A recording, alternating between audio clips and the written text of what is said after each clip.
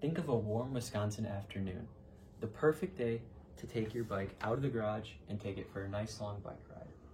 In fact, today just might be the day in which you complete your longest bike ride ever.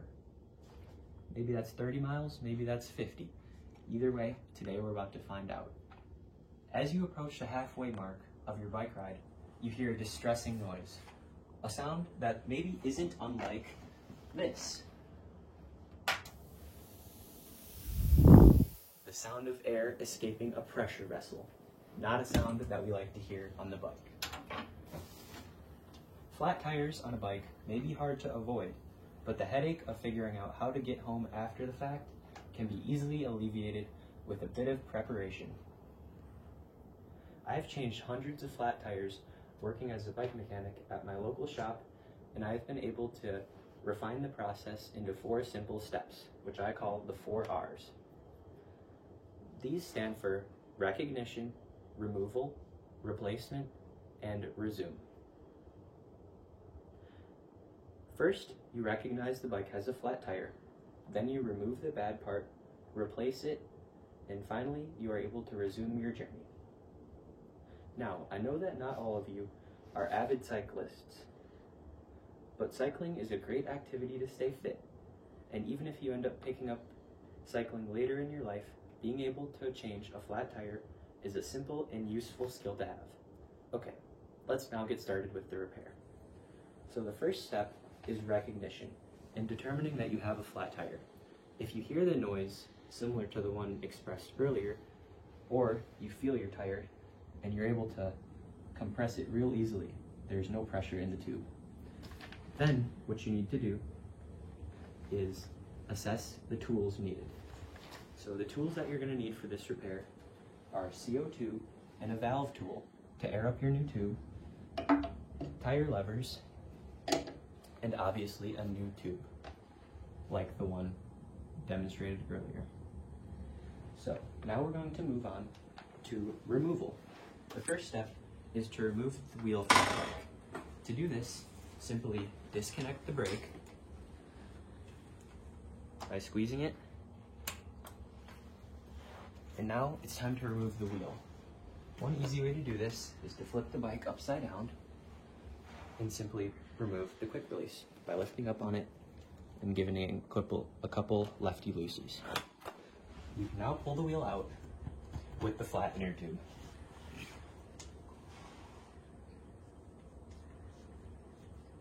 The next thing to do is to remove the bad inner tube.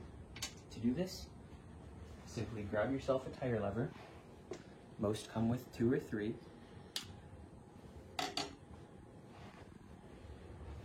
Then, put your tire lever under the bead of the tire, like so. Fold it over the rim and simply slide it around. So you have that one bead of the tire on one side is off. You can see the bead is still on that side and it's off on this side. Then what you're going to want to do is simply grab your old inner tube, pull it out, and grab your replacement inner tube.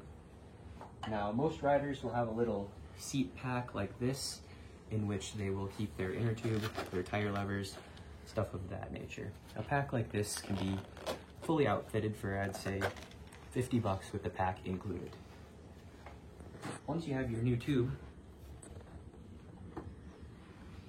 it's time to replace it, which is the 3rd R.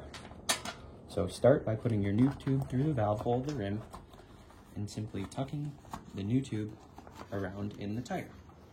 As you can see, I'm just kind of folding it in there, rotating around, getting it off.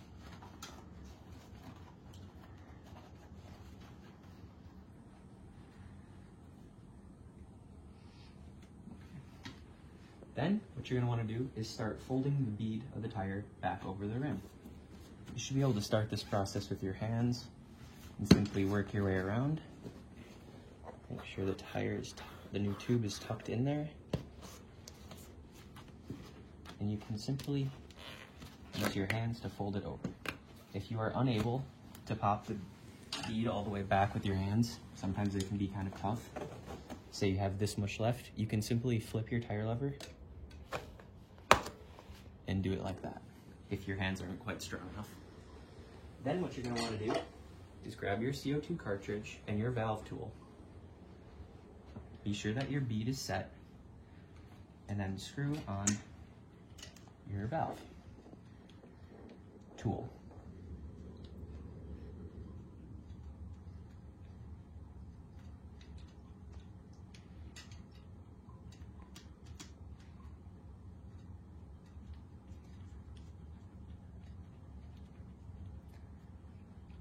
Okay. From here, it is now time to turn this valve on and essentially open the valve and shoot the CO2 into the new tube. You can kind of regulate this by how much you open the valve, so I'll go a little bit slow at first. You can see the tires inflating.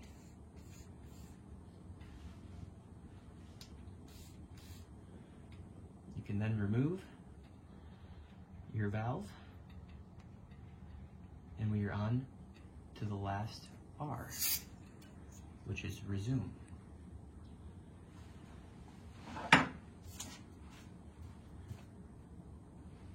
So before we reinstall the wheel, we're going to do one final inspection of our repair. We're going to spin the wheel and just watch the bead as it spins to make sure the tube isn't popping out or anything dangerous like that. Then, we're essentially going to want to do the process in reverse. Stick the wheel back in, tighten up your quick release, righty-tighty, give that a couple spins, get adequate pressure on this quick release here so that our wheel doesn't fall out. We can then flip the bike back over and reattach our brake.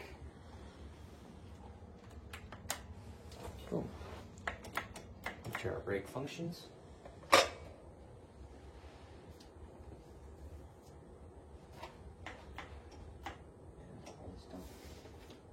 So after you complete your final inspection and everything looks good, you are done. By following the 4 R's, removal, recognition, removal, replacement, and resume, you can repair a bicycle flat tire anywhere, saving yourself the headache and inconvenience that being unprepared on a bike ride can cause. There are more to bikes than just flat tires though. As you can see, we have a drivetrain, a braking system, and other mechanical functions like that.